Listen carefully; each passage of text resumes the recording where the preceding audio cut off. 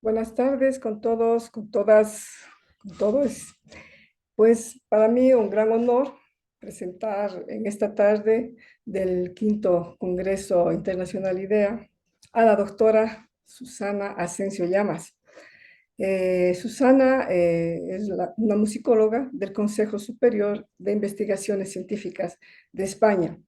Quisiera dar lectura y hacerles conocer la gran trayectoria de la maestra, pero realmente no tenemos el tiempo, así que voy a hacer lo más breve posible en y hacer un brevísimo repaso de su excelente carrera. Bien, Susana Asensio es musicóloga por la Universidad de Oviedo, doctora por la Universidad de Barcelona. Posteriormente fue Fulbright Visiting Scholar y profesora invitada en Columbia University, en New York University, Graduate Center City University of New York y el programa de honor de Yeshiva University. Colabora regularmente con universidades y centros de investigación de Europa y América. Desde el 2004 trabaja en el CSIC, como indicamos, y evalúa y asesora en diferentes convocatorias de la Comisión Europea, la UNESCO y otras instituciones internacionales. También es evaluadora en revistas, libros y proyectos internacionales de varias agencias e instituciones. Bueno, la producción científica, académica, publicaciones de Susana es inmensa, sumamente valiosa, así que vamos a mencionar solamente algunas de sus obras, algunas de sus publicaciones, muchas de ellas pioneras en España, como por ejemplo Música y Emigración, Música en España y Música Española, Identidades y Procesos Transculturales, también Música y Políticas. Otros estudios, otras publicaciones están sobre fuentes y estudios interdisciplinares. Por ejemplo, cuentos populares recogidos de la tradición oral de España, de Aurelio M. Espinosa. El Pinar, factores sociales relacionados con el desarrollo rural en un pueblo español. Y fuentes para el estudio de la música popular asturiana. En fin, tiene cantidad de publicación muy importante. También Ruinas sonoras de la modernidad, la canción popular sefardí en la era post-tradicional. Esto es de Edwin Selusi, una traducción. Salvajes de acá y de allá, memoria y relato de nosotros. En fin, una cantidad más de trabajos muy importantes. Ha representado a España en congresos internacionales en Estados Unidos, Japón, Australia y en varios países europeos. En el 2011 recibió un premio de UNE a la mayor edición académica interinstitucional por su libro Fuentes para el estudio de la música popular asturiana. En el 2012 recibió el Premio Nacional de Folclore Eduardo Martínez Torner. Bien, en esta ocasión, Susana nos va a compartir una conferencia muy interesante cuyo título es Alrededores, Fronteras y Periferias, hacia una musicología del margen. Sobre este tema, podría decir que la controversia que despierta la norma, el modelo a seguir, es lo que justamente mueve el arte y la investigación, que ofrecen alternativas a lo establecido. En este sentido, Susana Asensio revisa algunos conceptos sobre epistemologías del margen, geografías y ontologías de las culturas musicales para tratar de interpretarlas musicológicamente en su compleja intertextualidad. Pues damos la bienvenida a la querida doctora Susana Asensio y en su conferencia. Debo indicar simplemente que cualquier pregunta, cualquier inquietud, por favor, pueden dirigirse al chat y vamos a ver si es que Susana nos da paso en el momento de la pregunta o más bien al final, según la voluntad de la conferencista. Así que damos paso sin más y nuevamente bienvenida, Susana, al quinto Congreso Internacional IDEA. Muchísimas gracias, profesor Alvarado, por tu cariñosa presentación. Muchísimas gracias por la invitación a los organizadores y a ti como contacto y por la oportunidad de compartir estas cosas que nos ocupan la cabeza con un público interdisciplinar, que siempre es muy interesante, por lo menos para mí, que vengo de la musicología, pero que la he bridado con filología, con historia, con antropología, sociología y estudios culturales, todo lo que he podido. Voy a compartir pantalla y quería alternar un poco algunos textos, alguna lectura con algunos ejemplos sonoros y luego con algunas pistas para entender de qué hablamos cuando hablamos de margen. Así que comienzo compartiendo pantalla y vamos a hablar de alrededores, fronteras y periferias hacia una musicología del margen. Se dice que el sentido común solo es común entre personas que han experimentado lo mismo, y en esta aseveración, como en tantas otras, la periferia existe respecto a un centro imaginado y se constituye como frontera de la normalidad de un grupo, de sus tipos de pensamiento y quizá incluso de sus gustos y de sus sentimientos. Hay una cierta tranquilidad cotidiana en estar dentro de la normalidad que se espera de nosotros en nuestros entornos correspondientes, tanto los familiares como los laborales o sociales. Y no obstante, a pesar de ello, como sucede en el arte en muchísimas ocasiones, es habitual que los versos sueltos y las anomalías nos proporcionen testimonios culturales mucho más interesantes, a veces, casi siempre con más matices y con mayor carga simbólica que los representantes de la norma. Estos versos sueltos son los que están en el margen de esa norma, margen ideacional. Y el roce entre los infinitos márgenes que cada cultura engendra es una inmarcesible, incesante fuente de nuevas orillas a explorar. Es siempre un proceso dinámico. Podemos hacer la foto cuando hacemos investigación, pero el proceso continúa y 5 minutos después ya hay algo diferente que se nos va a escapar. Del mismo modo, los lindes, los contornos, los bordes tienen un papel mucho más dinámico y dramático en la investigación que en nuestra vida cotidiana, si no somos emigrantes o exiliados, obviamente. Y estos lindes enturbian y redefinen los cimientos heredados que están siempre en perpetuo movimiento y por ello erosionan el modelo de referencia sin respiro. El concepto de linde es siempre un concepto en tensión con el concepto de centro o de modelo. Y esa tensión hace que haya erosión, siempre. En la investigación como en el arte no es infrecuente desbordar los patrones precedentes para poder seguir avanzando.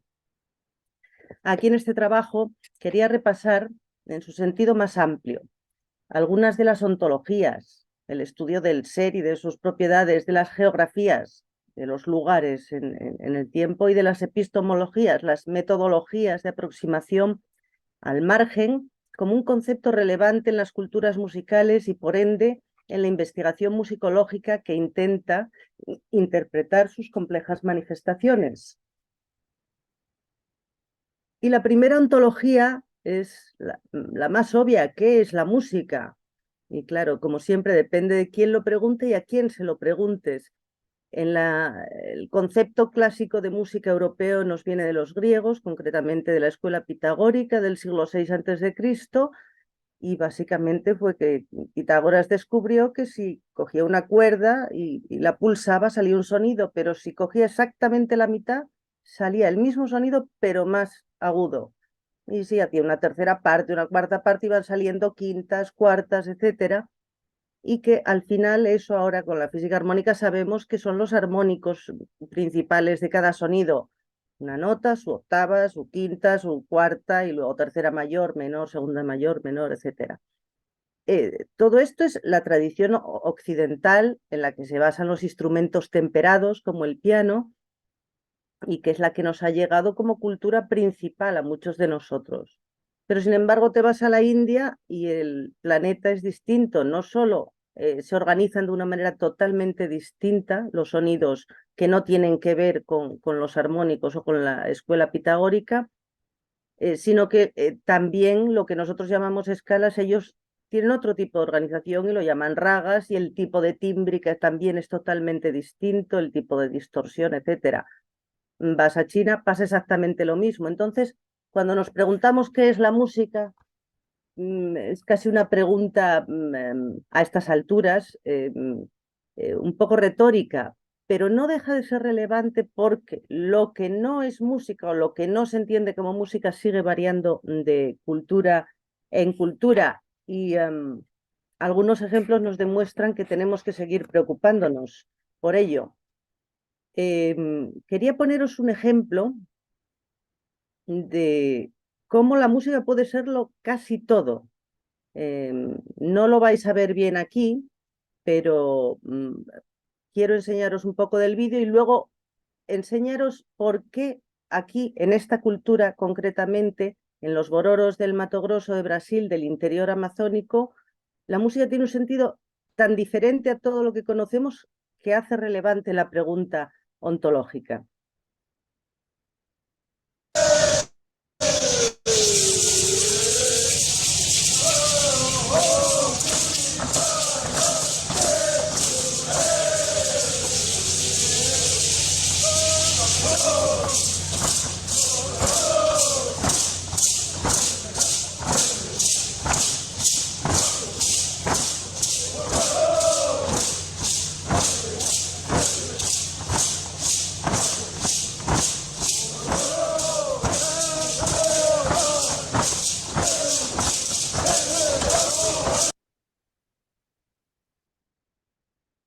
Y bueno, os preguntaréis, pues nada, es un tipo de música distinta que sigue unas leyes armónicas o melódicas o rítmicas distintas y propias, pero lo que sucede en esta tribu, que tuvo primer contacto con los otros en el siglo XVII, con la invasión española, pero luego con distintas guerras se dividió en dos grupos y el grupo más interno dejó de tener contacto con cualquier otra civilización conocida y se volvió a redescubrir ya en el siglo XX, en los años 30 Levi Strauss los grabó y en los 80 a partir de los 70, si no me equivoco, y hasta los 90, los estudió un musicólogo, Ricardo Cancio. Y la relevancia de los bororos en la historia de la música o la ontología de lo que es la música es básicamente que ellos no tienen una palabra que represente la música, o tienen una que significa muerte, funeral, fiesta, música, sonido, adorno, vestimenta, baile. Todo eso es la misma palabra y parte de la muerte y del funeral. Lo que significa es que ellos entierran, bueno, tienen una serie de organizaciones sociales muy complejas y entierran a sus muertos en el medio del pueblo y los van regando hasta que quedan los huesos limpios. Con esos huesos hacen una serie de adornos que luego los entierran y todo el proceso que dura meses desde la muerte a toda la iconografía que generan para el funeral a lo largo de los meses hasta que muere otra persona, que puede durar meses y meses, todo eso se llama música y ellos no entienden que cualquier otro sonido sea música. Ni de bueno, no entendían, ahora ya en estos momentos ya están mucho más mezclados con sus alrededores. Pero por primera vez conocemos de repente un pueblo cuyo sentido musical tiene que ver más con la muerte que con el sonido. De ahí la pertinencia de preguntarnos siempre qué es la música. Luego, otra pregunta de carácter ontológico es ¿qué música es la normativa en cualquier entorno, ¿no? Y el ejemplo más fácil es pues, lo que estudiamos en historia de la música, que es Italia en el Renacimiento, que es Francia en el siglo XIX. Y cuando hablamos de estos distintos lugares estamos hablando de ciudades concretas. La historia de la música francesa se determina básicamente en torno a París. Y sin embargo, había otros centros, uno de los cuales adquirió mucha relevancia, que no aparecen en las historias de la música y que ahora con los trabajos nuevos, concretamente este es un trabajo de Ángel Medina que se publica este año, sobre la música en el balneario de Aubonne, que es un pueblo del sur francés, cerca del País Vasco español, y donde un excelente músico que había sido premiado en París, Fernando Palatín, se hace responsable de la orquesta, de la música y de todos los conciertos que se dan allí, que son muchos, y la gente va a tomar las aguas al balneario y la orquesta forma parte de de su historia estival, veraniega, cuando va a tomar las aguas. Una de las músicas que se escuchaban, por ejemplo, es esta.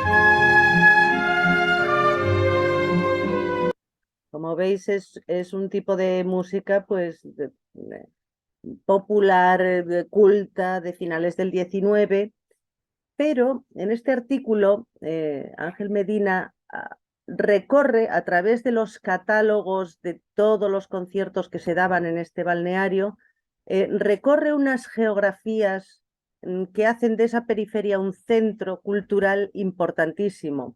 Lo resume así. Dice, Obón era un lugar cosmopolita que gozaba de un sólido prestigio dentro de la cultura europea de las aguas medicinales. Cuando alguien se encuentra fuera de su tierra, suele recibir con agrado cualquier alusión que le recuerde a su identidad. Venían muchos franceses, pero también muchos americanos, alemanes, italianos. Este hecho, que suele teñirse de nostalgia, sigo citando, en el caso de los exiliados o de los emigrantes, no pasa de constituir un guiño amable cuando se está disfrutando de una estancia vacacional. También sucede que la música puede ser identitaria de lugares del todo ajenos al auditor. Entonces se activan los mecanismos de la imaginación y el oyente se ve envuelto en una idea, más bien tópica y preconcebida, de los territorios evocados en una determinada composición. En este caso, el exotismo, el color local que se atribuye a diversos países y culturas, actuaban como resorte del placer auditivo. Y este balneario se convirtió en un centro de referencia musical, entre otras cosas, porque incluía muchos autores españoles o de otros lugares que les llevaban ese exotismo cosmopolita a su centro de vacaciones, lo cual era una maravilla. Ontología se puede hacer muchísimo más del centro, periferias, márgenes y lindes, pero estoy corriendo para hacerlo lo más rápido posible. En cuanto a la geografía, es lo más obvio. Cuando hablamos de margen, podemos hablar de una manera quizá mucho más matizada de músicas emigradas o músicas transnacionales y músicas exiliadas.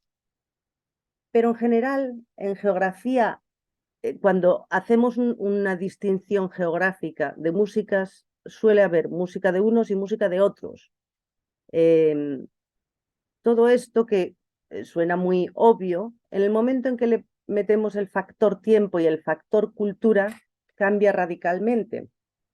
En mi trabajo de tesis hice mucho trabajo de campo y recogí muchas actuaciones del RAI, era un género cultural magrebí que había sido emigrado, eran las primeras olas de la emigración a España en los años 80 y 90, a pesar de que España había sido tradicionalmente un país de migrantes. A partir de los 90, sobre todo, empieza a recibir gente y las primeras olas migratorias vienen de Marruecos, Argelia, del norte, del magrebí. Y de repente hay géneros como el RAI, que ahora es Patrimonio Inmaterial de la Humanidad, que eran géneros absolutamente marginales en Argelia, de las zonas rurales, incluso en algunos lugares restringidos a mujeres intérpretes, lo cual no era nada frecuente en general en la música magrebí, y que era una música a punto de morir y que de una manera nostálgica muchos llevaron con la inmigración a los distintos países. Sheikha Rimiti fue la llamada, murió hace unos años, fue la llamada reina del RAI.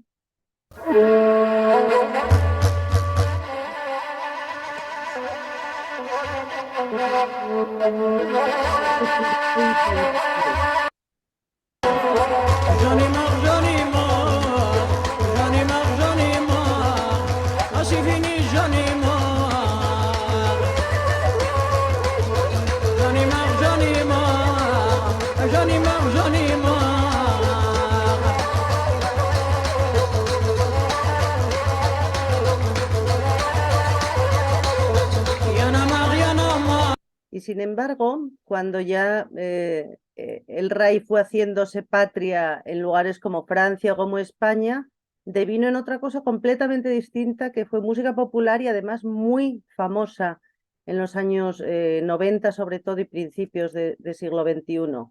Shep Halef fue el representante más famoso de todo este movimiento ya transnacional.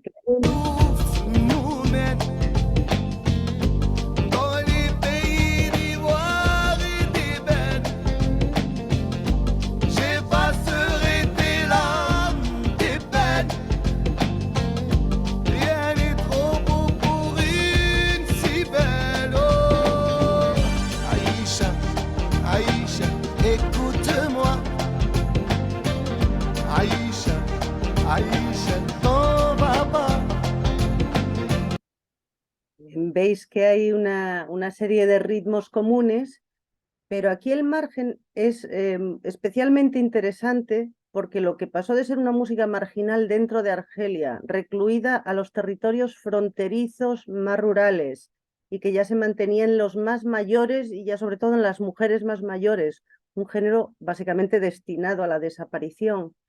Con el drama de la emigración, empezó a llegar a las costas mediterráneas del norte, no solo del sur, y empezó a ser recuperado como género, empezó a ser cantado por los Sheb significaba joven y Sheikh ya o Sheikha mayor, ¿no? Empezó a ser absolutamente apropiado por los jóvenes, mezclado con otras músicas y revivió su naturaleza ya casi moribunda hasta tal punto que volvió a ser importante en Argelia, a pesar desde que el 91 era cuando estaban en guerra y desde el 91 habían tenido mucho problema simplemente para tocar en conciertos porque había muchos asesinatos de músicos de RAI, se consideraba un género sucio, mestizo, no adecuado para ciertas corrientes fundamentalistas.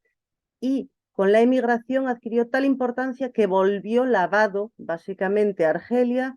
Y el año pasado ya hay muchos libros y se hicieron muchos estudios y pasó a ser patrimonio de la humanidad, también patrimonio inmaterial de la humanidad. El margen más marginal terminó siendo otro nuevo centro. Y otro ejemplo del borde más obvio también es el borde México-Estados Unidos. Allí aparecieron unos colectivos musicales de música electrónica que se llamaban los Nortec o Nortecos, que venían básicamente de la zona de la frontera, empezó alrededor de Tijuana, San Diego, pero también de toda la zona de Rosarito y luego empezó a llegar de otros países, de Perú, de Argentina, y ese colectivo tenía músicos, tenía productores, fotógrafos, cineastas y muchos diseñadores. El movimiento de Nortec fue breve. Yo lo cogí al principio, o sea, cuando todavía no eran famosos, pero me parecieron fascinantes y básicamente utilizaban los descartes de la música de la banda sinaloense, como las bandas sinaloenses de Sinaloa habían seguido con su música a todos los caminos de la droga de los traficantes. Sinaloa fue llegando a la frontera y la banda sinaloense se fue haciendo famosa en Tijuana y los descartes de las grabaciones de banda que se hacían, pues en una tarde grababan todas las canciones y sacaban discos y participaban en programas de radio. Con esos descartes, este colectivo de jóvenes muy modernos y que crearon toda una iconografía irónica absolutamente fabulosa sobre el borde, crearon un colectivo con tanta potencia que básicamente se hicieron internacionales y en menos de 10 años habían explotado de éxito, se hicieron millonarios, se retiraron todos y básicamente el movimiento fue breve, pero cambió la manera de entender el norte y el sur en esa frontera y cambió la manera de entender el margen porque pasaron a ser un centro y además muy importante. En Japón los adoraban. Un ejemplo de ellos.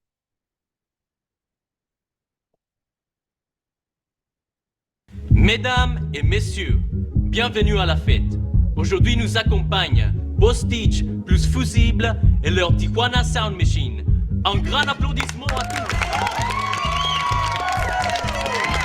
Bienvenue à l'univers. Tijuana Sound Machine. Sound Machine. Sound Machine.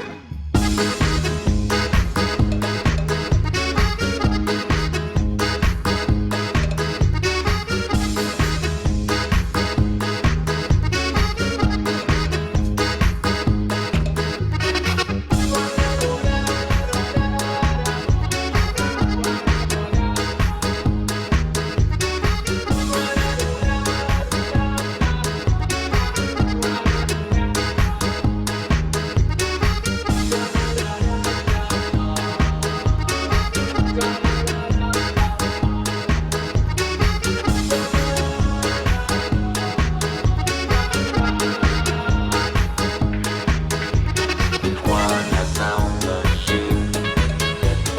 Sound Machine.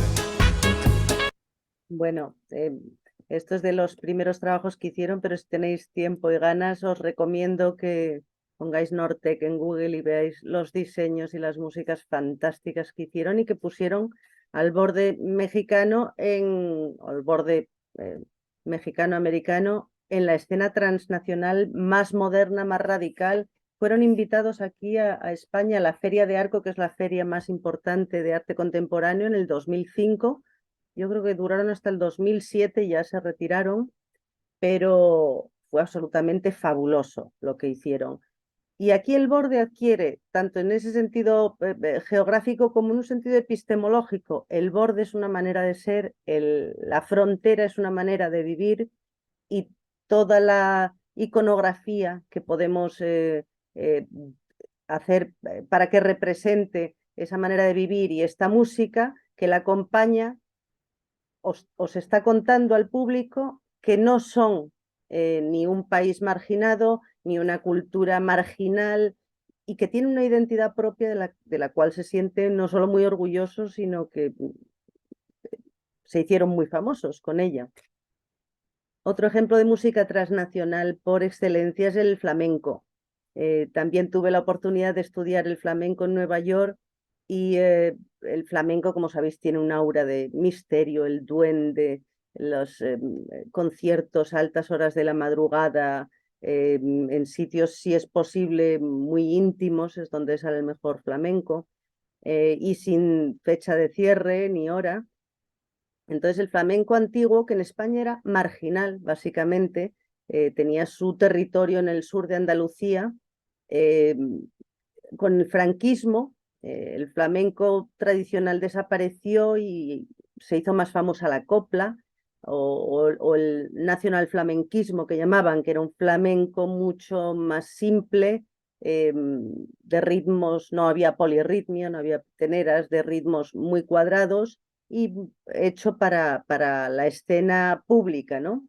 Aquí la dictadura de Franco se apropió mucho de esa popularidad del flamenco para hacerlo una parte de su mensaje ideacional.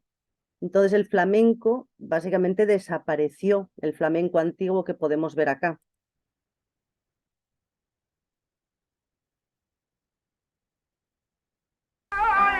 Como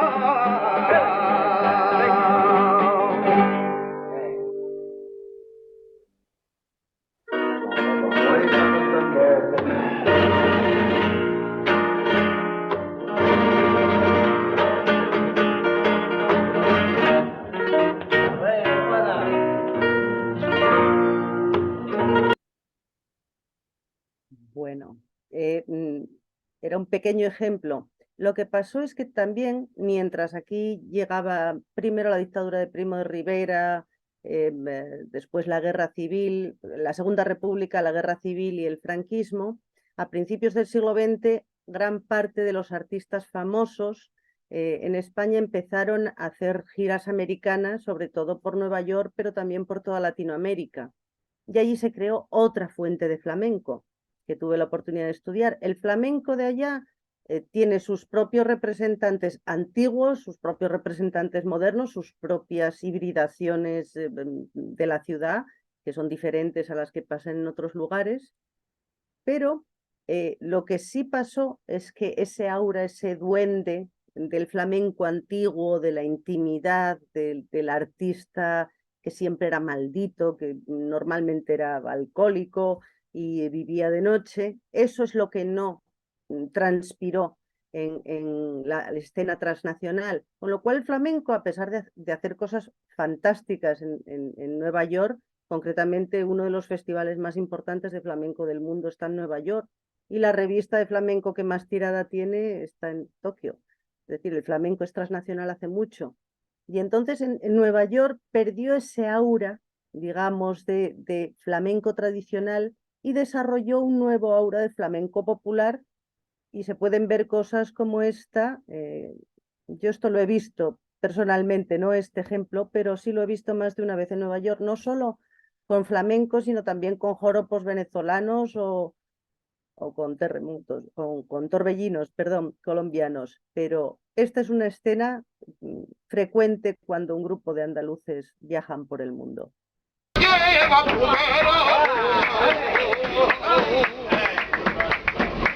Los cuatro llevan primero, y los cuatro iban rezando privatía de mi calle y la muerte de mi calle.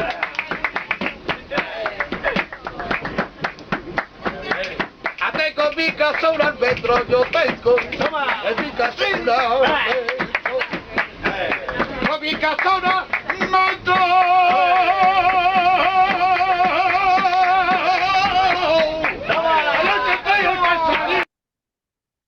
Como veis, ahora la cultura popular flamenca es tan transnacional como el rock, ya existe en todas partes. Y ya no solo los intérpretes son flamencos andaluces, sino he conocido muchos flamencos americanos que se lo toman mucho más en serio que los andaluces, precisamente porque no tienen esa vida nocturna, ¿no?, que tienen acá. Y luego otro margen geográfico es el exilio. Tomo de nuevo un ejemplo que me resulta muy cercano. Eduardo Martínez Torner fue un musicólogo, compositor español, nacido en Asturias, y que estudió la música, fue el primer musicólogo que estudió de una manera científica la música tradicional en España. Hizo grandes recopilaciones de fuentes, trabajó también con filólogos, antropólogos, sociólogos, recorrió toda España, y por sus ideas republicanas y por ser ateo y popular, porque daba charlas gratis para los obreros y estas cosas, pues fue perseguido en la guerra y tuvo que exiliarse. Se exilió en Londres, y allí donde estaba destinado básicamente a desaparecer, nunca pudo salir de allí, se separó de toda su familia, solamente permitieron a su mujer y a su hija ir a verlo allí muchos años después, poco antes de que muriera. Llevó una vida dificilísima. Además de tocarle la guerra en España, le había tocado antes la Primera Guerra Mundial en Francia, cuando estudiaba en la Escola Cantorum. Vuelve a España en el 36, le toca la Guerra Civil Española, sale de España en el 39 y mientras está en Francia, primero está en un campo de refugiados donde coge una enfermedad ya crónica, en la playa de Argelès-sur-Mer, y luego consigue llegar a Londres en el momento en que empieza la Segunda Guerra Mundial, que también le pilla en su máxima gloria y pasa varios años sobreviviendo. Alguien destinado a desaparecer, que era un margen porque estudiaba música popular y tradicional en una época en la que la música culta, los teatros, la ópera, ese cambio de siglo del 19 al 20 era el centro absoluto de la música en las ciudades de provincias, como era Oviedo. Eso cambia radicalmente con Eduardo Martínez Torner, precisamente porque le da una importancia científica. Es el primero que empieza a hablar de informantes con nombre y apellido, que analiza géneros y, bueno, muchísimas cosas. Y sin embargo, destinado a desaparecer en un lugar absolutamente marginal, que era en Londres ya en su tercera guerra y además con una vida muy pobre, muy difícil. Y sin embargo, en ese momento, cuando ya está todo perdido, el tipo decide seguir sin ningún material, todos los materiales que tenía estaban en España, y decide seguir simplemente con las publicaciones que estaban de España y de Latinoamérica en el British Museum, en la British Library del British Museum en Londres.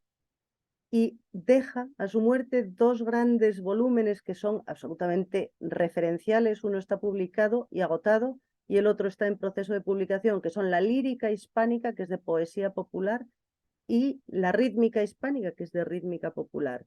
Entonces, alguien destinado al margen, en un exilio y en la pobreza absoluta y sin nada de sus materiales, de su fama, porque era un tipo muy famoso en España, termina haciendo sus magnas obras cuando ya simplemente no había esperanza para él. Es otro ejemplo de margen musicológico, y los archivos nos desvelan muchas de estas figuras marginales, entre comillas, que se convirtieron en centros a veces después de muertos.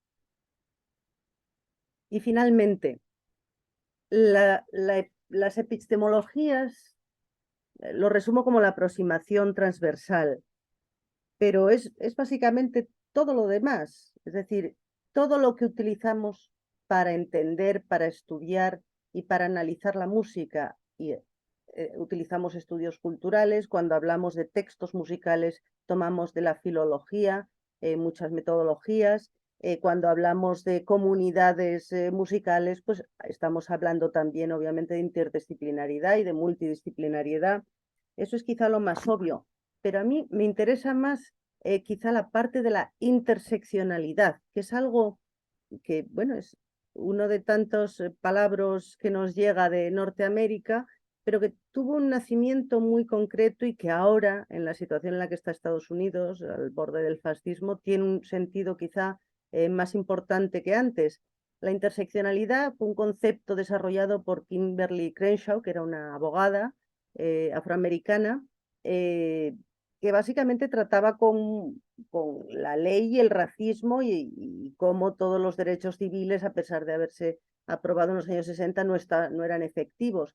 Y en medio de sus trabajos se dio cuenta que ella, por ser mujer y negra además, tenía algo más, un lastre más encima que el resto, y que había que cruzar distintos vectores, que no era solo el de raza, también era el de género. Y eso luego se traspasó a otras disciplinas y es básicamente mezclar vectores. Si estamos estudiando, por ejemplo, músicas tradicionales, yo he estudiado también músicas tradicionales asturianas, y lo que más me interesaba muchas veces era definir géneros que no tenían ningún tipo de definición, intentar acotarlos, o cosas que estaban absolutamente ancladas y definidas, deconstruirlas y ver todo lo que había que no era tan claro de las fuentes que nos habían llegado. Y básicamente esta aproximación transversal nos deja unos conceptos interesantes que quiero compartir con vosotros ya para terminar. El concepto de alrededores. ¿Qué es lo que pasa cuando necesitas saber qué es lo que está sucediendo alrededor de una época musical? Aquí el trabajo de referencia para mí es el de la profesora Joaquina Lavajo, que se llama Sin contar la música. Es un trabajo del 2011 en el que desarrolla todo un discurso sobre lo que estaba pasando a nivel espiritual, político, místico, paranormal entre los siglos XIX y principios del XX, que acompañaba a la investigación musical, a la experiencia musical, a la performance musical, y definía mucho más quizá que la propia música, la cultura musical en la que sucedía. Ella lo que hace es describir con unos datos muy afinados el pensamiento europeo de entre siglos en Francia, Alemania, Italia, y lo que nos queda es eso, un montón de supersticiones, creencias ultraterrenas que estaban de moda en aquella época y que permearon tanto a los músicos como a la experiencia musical. Otro de los conceptos interesantes de margen es el concepto de vacío, de hueco, de ausencia, de agujero. Y esto nos lo encontramos en la investigación constantemente. Queremos investigar, cuando empecé a estudiar un poco la vida y a rescatar la obra de Eduardo Martínez Torner, queremos investigar y no hay nada. Vas a la biblioteca y no hay nada. Esto era antes de Internet, pero bueno, vas a Internet ahora y encuentras 4 cosas, pero no sabes qué pasó con él, no sabes en qué trabajó. Es todo un enorme hueco. ¿Por qué? Porque fue represaliado, sus materiales fueron eliminados de las bibliotecas, se conservaron en algunos archivos privados que había que localizar. Entonces, ahí empezó toda una serie de trabajos alrededor del hueco de Torner, a explorar su familia, explorar en los lugares donde vivió, los amigos que tuvo, si esos amigos conservaban correspondencia o si sabían o habían escrito algo de él. Y esa red se fue tejiendo a lo largo de los años hasta que hemos recuperado prácticamente todo lo que hizo. Lo que no hemos podido recuperar fue lo que le robaron otros musicólogos con nombre y apellidos en la España franquista, que sabemos que se lo robaron. Pero lo que empezó siendo un vacío y un hueco en investigación, que es un tipo de margen muy concreto, terminó siendo absoluto centro, que era todos los materiales desconocidísimos de este señor, que había trabajado igual en musicología histórica y en cancioneros renacentistas que musicología popular del siglo XX y músicas rurales, ¿no? Otro concepto fundamental para entender el margen en investigación, yo creo que es el tiempo. Lo que sucede antes de una guerra no sucede después. La Guerra Civil Española cambió, literalmente, modificó las culturas musicales que había en este país. Lo que sucede en determinadas coyunturas políticas, como está sucediendo ahora con Ucrania o con Israel y Palestina, todo lo que se pierda allí, eso no se va a recuperar nunca, se van a perder generaciones de músicos y de intérpretes, se van a perder montones de archivos o tanto de papeles como de grabaciones que hayan podido tener. Se van a perder géneros musicales completos, como con cada guerra, ¿no? Pero al mismo tiempo, el saber el lugar, el momento en el que investigas, perdón, saber el momento en el que investigas te da la perspectiva de evaluar el sedimento. Es decir, todo lo que pasa a lo largo del tiempo y sobrevive a las guerras sedimenta. Y todo lo que se sedimenta se transforma. El sedimento es el origen de la vida, ¿no? Ejemplo básico, la música sefardí. Echamos a toda la población judía, o casi toda la población judía de España, en el siglo XV. Se fue a distintos lugares de Europa, luego de ahí se fue a otros lugares de Asia, dio el salto a Latinoamérica, y en cada lugar creó una nueva cultura sefardí. Y ahora mismo la música sefardí está en todo el mundo y está viva, y tiene algunas cosas antiguas, algunas modernas. Es puro margen, es una música de exiliados, nacida como música de exilio, y simplemente es absolutamente transnacional e internacional. Y casi para terminar, en la labor de desentrañar un poco los bordes y las zonas liminales, creo que es importante recordar un par de cosas. Una, recordar que es necesario tener un cierto acumen, una perspicacia a la hora de investigar o de trabajar con cuestiones culturales. No quedarse con lo obvio. Si algo resulta fácil, casi seguro nos falta una pregunta pertinente por hacer. Es muy complicado que las cosas sean directas o que aparezcan a la primera. Entonces, integrar ese acumen. La otra cosa es tener muy en cuenta que el margen siempre es una metáfora del todo. No sé si conocéis las teorías de los sistemas complejos, que básicamente es un sistema complejo, es un sistema compuesto de varios sistemas, pero cuya suma es distinta a la suma individual de esos sistemas, cuya interacción es diferente, pues la sinergia, cuando 1 más 1 son 3, no son 2, ¿no?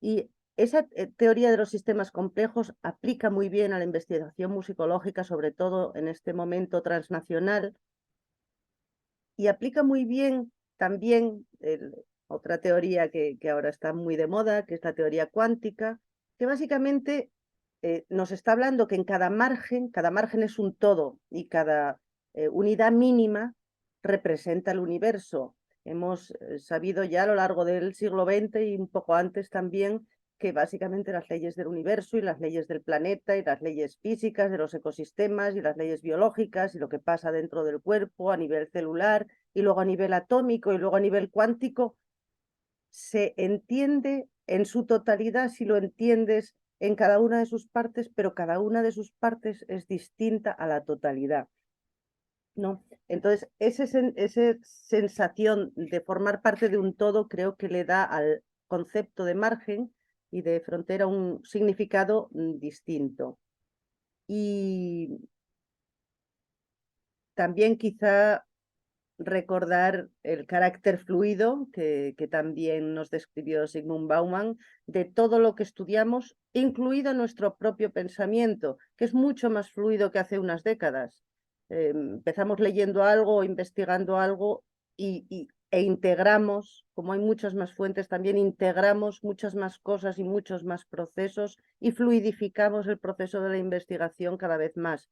Recordar eso a la hora de hablar del margen.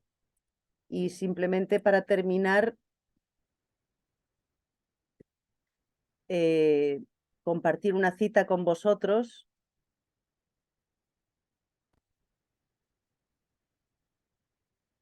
de un autor que ya murió hace unos años, pero que representa muy bien lo que significa el margen, la grieta y el borde. Hay un crack en todas las cosas y ese crack es el lugar por donde se cuela la luz.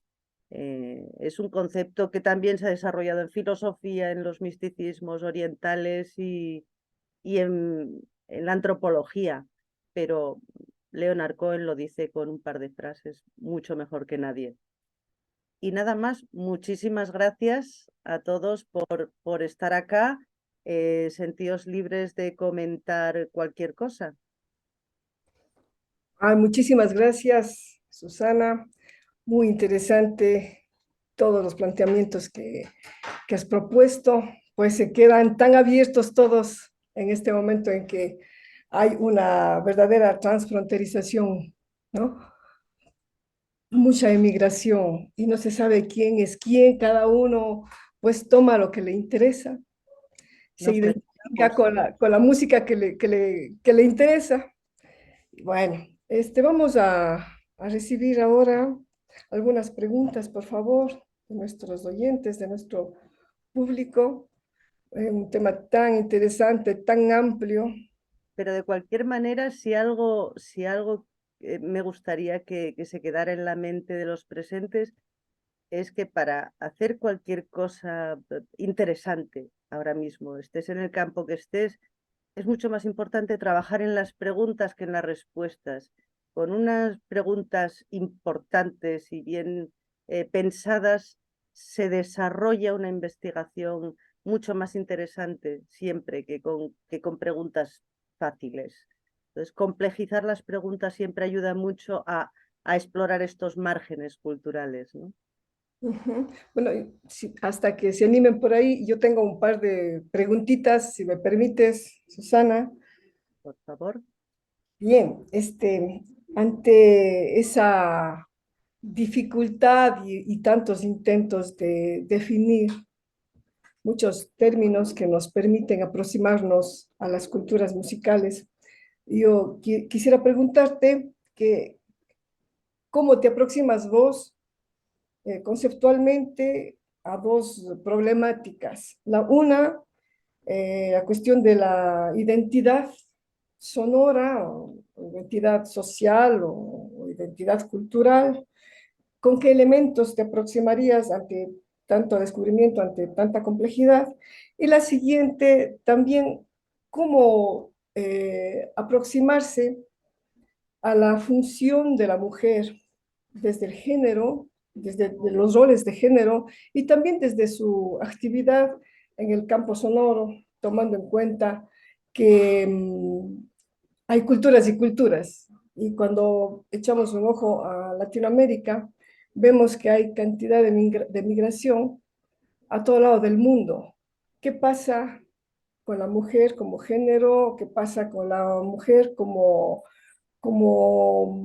activista sonora? Bueno, esas dos preguntitas, ¿cómo te aproximas a ello? Fáciles las dos, sin ninguna duda. Bueno, la cuestión de la identidad, que a mí me interesaba mucho cuando empecé hace 30 años, ahora que la he complejizado mucho, me interesa menos, en un sentido, no porque no sea interesante, sino porque antes buscábamos la identidad, o como mucho las identidades, un par de ellas, tres, ¿no? Ahora sabemos que todos tenemos muchas identidades y que se manifiestan constantemente. Yo estoy hablando con vosotros y mi identidad aquí es la de musicóloga. Me voy a Asturias, a mi tierra, y mi identidad es la asturiana. Me voy con las amigas y mi identidad es la de las mujeres charlando de nuestras cosas. Me voy al trabajo y mi identidad es otra. Quiero decir, y todas ellas coexisten. Hay muchos mundos y todos están en este. Es muy difícil ahora encontrar una tribu aislada que tenga una identidad reconocible, redonda, aprehensible. El concepto de identidad creo que ahora mismo es como si antes fuera una figura, una burbuja, y ahora está llena de huecos por los que entran y salen cosas. Entonces la identidad ahora es más importante que nunca y genera muchas guerras, pero también es más fluida, más múltiple, y creo que las preguntas que hay que hacer ahora en cuestiones de identidad son muy distintas que las que hacíamos hace 30 años, que era, pues, ¿qué te representa? Y ahora no, nos representan 1000 cosas. Depende del momento del día, lo que nos apetece escuchar a través de un teléfono directamente, ¿no? Ni siquiera tenemos que movernos para escuchar. Y creo que ahora nuestras identidades son mucho más complejas y tienen algunas aristas en esos márgenes de roce, como se ve en las múltiples guerras que hay en el mundo. Respecto al segundo tema,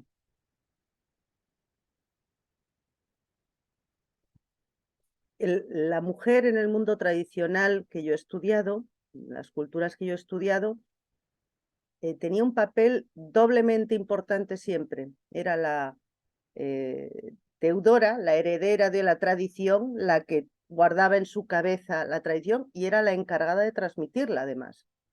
Las señoras en Asturias podían conocer, siendo analfabetas, sin saber leer ni escribir, 90 romances, cada uno de 20 minutos cantado, de memoria, y cada uno con su música correspondiente. Ellas eran las deudoras y las transmisoras, y cada romance explicaba o historias relevantes para dar una serie de enseñanzas pedagógicas o se utilizaban para acompañar el trabajo. Es decir, en el mundo tradicional ese papel de deudora y transmisora yo creo que es universal. Ahora, tiene una cara B también, precisamente por ser mujeres y por ser cotidianas, por ser las que transmiten, las que lo saben siempre, son doblemente invisibles. Perdón. En las culturas tradicionales es muy difícil encontrar nombres de mujeres famosas como performers, como intérpretes. Donde yo vengo en Asturias fue a partir de los años 20, 30 que empezaron a hacer discos. Antes eran las que enseñaban todas esas canciones, pero nadie sabía sus nombres. Sabían los nombres de los intérpretes que grababan los discos, pero no el nombre de la madre, la hermana o la vecina que se lo había contado. Eso ha cambiado, obviamente, con los derechos de autor, con toda la transmisión de información y de imágenes y sonidos que tenemos ahora vía Internet, pero es verdad que la mujer sigue siendo todavía doblemente invisible, por mujer y por cotidiana. Y la prueba, hablaste antes de un premio que me dieron en 2012, creo que fue. Yo fui la primera mujer al que le dieron ese premio y había sido la única hasta ayer. Ayer dieron el premio 2023 a Dulce Pontes, la cantante portuguesa. Y finalmente ya somos 2 mujeres. El premio lleva, no sé si lleva 20 o 30 ediciones. Es decir, y hay muchas mujeres como yo que o estudian música o cantan o interpretan, pero el paso a ser figuras públicas, digamos, de la misma categoría o que atraigan el mismo tipo de público es todavía complicado. Todavía es complicado. Muy bien, muchísimas gracias. A ver si se anima alguien más. Hacer una preguntita a Susana. Tiempo, pero me Bueno, gustaría que se quedaran con muchas preguntas por hacer, que todo esto les sugiera preguntas. Eso sería lo más interesante, ¿no? Creo que a partir de hacerse muchas preguntas, uno llega a las preguntas adecuadas y encuentra la manera de mirar a las cosas que le interesan de una forma un poco más crítica, ¿no? muy bien, sí, cómo no, comparto. Muchísimas gracias, Susana, por esta colaboración con nosotros, con el quinto Congreso Internacional IDEA, y te esperamos en una próxima oportunidad. Muchísimas gracias con todos, con todas. Muchísimas gracias a vosotros por contar conmigo y por dejarme compartir todo esto. Muchas gracias. Gracias.